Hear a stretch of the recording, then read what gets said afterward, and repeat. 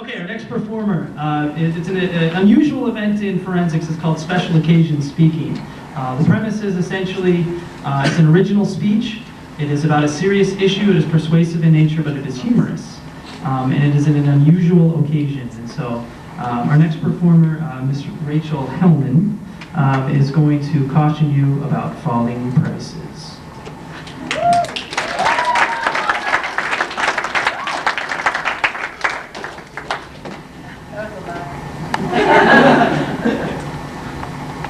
Welcome to the Walmart family. There's a certain sense of pride that the Walmart associate feels when they put on their blue "Can I help you?" vest in the morning. And for now, we'll just not think about where they came from or how they got here. Now, every morning, the Walmart family greets each other with the Walmart cheer. Come on, everybody. Give me a W. A, L, squiggle, M, A, R, T. What's that spell? Walmart. But what is a Walmart experience without a greeter to welcome you to Walmart and provide you with a cart? That's where we come in. America has decided that rude is the new black, and they've replaced please and thank you with gimme and what took so long. But maybe a small gesture can make the world a better place. That's why I, Rachel Hellman, a veteran member of the Walmart family, I'm here to give you a tour so I can tell you about my knowledge of courtesy. It's my honor to train you, Walmart's newest employees, in the way of the Walmart greeter. But before we can do our job effectively, we'll have to examine the problem of lack of courtesy and its causes. Then by the end of the tour, maybe we'll find some solutions. Now, if you can all just follow me this way to the problem of lack of courtesy.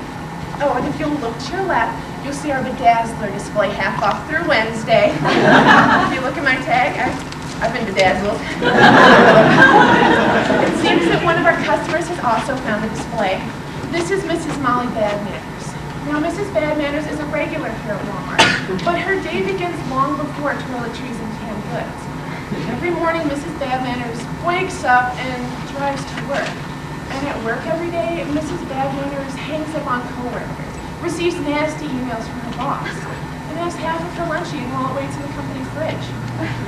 It's like someone's got a case of the Mondays. But Mrs. Badmanners is far from alone.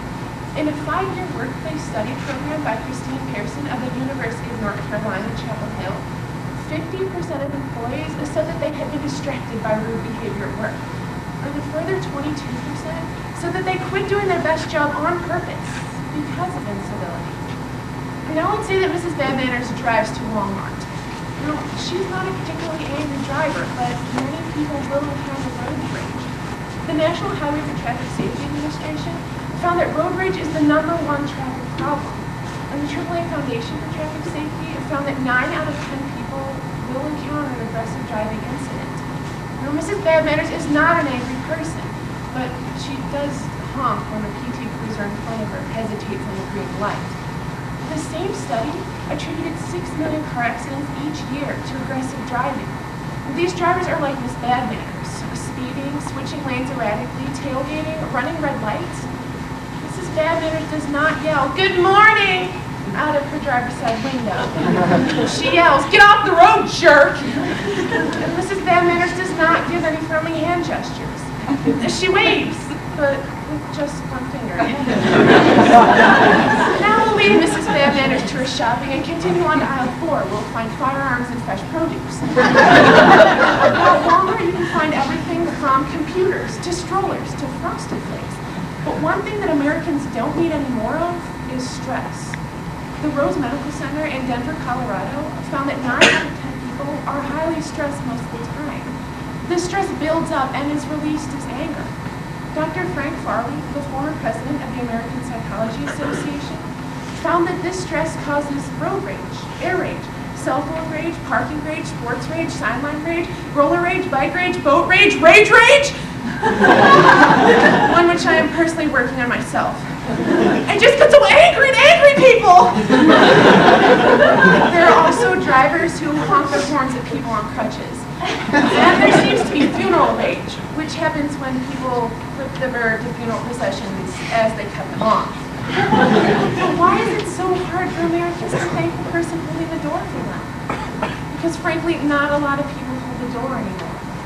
According to Basel Worldwide U.S. News and World Report, Civility in America, 9 out of 10 people think that incivility is a serious problem and only getting worse. ABC Today found that 75% of people think that manners are worse today than 20 or 30 years ago. Now, I personally believe in holding doors for people and saying please and thank you, but many Americans have lost this value. This lack of courtesy stemming from stress, anger, and lack of consideration for others leads us to only one conclusion, one which we are all familiar with: rudeness. The 2002 edition of Good Housekeeping found that 42% of people will encounter rude behavior every day. Smiles may be contagious, but rudeness seems to be too. What if you just, stupid! We're sorry, a little bit of transition rage. Follow me past today's rollback item, footy for the casual executive, and find some solutions. Now, incivility is a surprisingly easy problem to fix. Nobody has to write his or her congressman, and it's a lot easier to solve than world hunger. USA Today found that 59% of people would rather go to the dentist than sit next to somebody using a cell phone. It's rude to use your cell phone while you're at a meeting, at dinner, or at the movies. So don't. Turn your cell phone on low and turn it off when you're in a group. Do, do, do, do, do, do, do, do, do. Echo, please. Hello? Oh, you're just calling to prove my point. I'm keeping this. As for the dramatic decrease in pleases and thank yous, say please when you ask someone for a favor, and thank you when they help you. 3 words cannot hurt you in any way or make you any later, but they give the recipient a sense of pride. The same ABC study found that 85% of people think the world would be a better place if we all just said please and thank you. Parents also need to take responsibility for instilling a pleasant nature in their children. If we make sure our kids learn manners and pleasantries, they'll become a second nature. Now, there are also a few companies out there working to bring courtesy back. In England, the Campaign for Courtesy simply wants to show the value of courtesy. That is to be able to smile, listen, and take time in all dealings with each other. Well, thank you, Britain, for the Revolutionary War, David Beckham, and the Campaign for Courtesy. But what other company is helping to bring courtesy back? Walmart. The greeters that wait continually at the door just to say hello remind the customer how good it feels to be kind. A small gesture can bring great change. We all just take responsibility for ourselves. Now that'll conclude our tour. Does anybody have any questions? Yes, Ethel? Yes, employees do get a discount. Franklin? No, there are no health benefits. Dolores? No, I'm not able to disclose that information at this time. But I hope you will learn something about courtesy.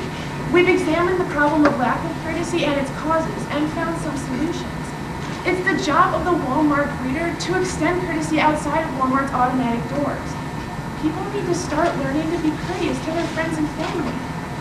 Can I let you in on a secret?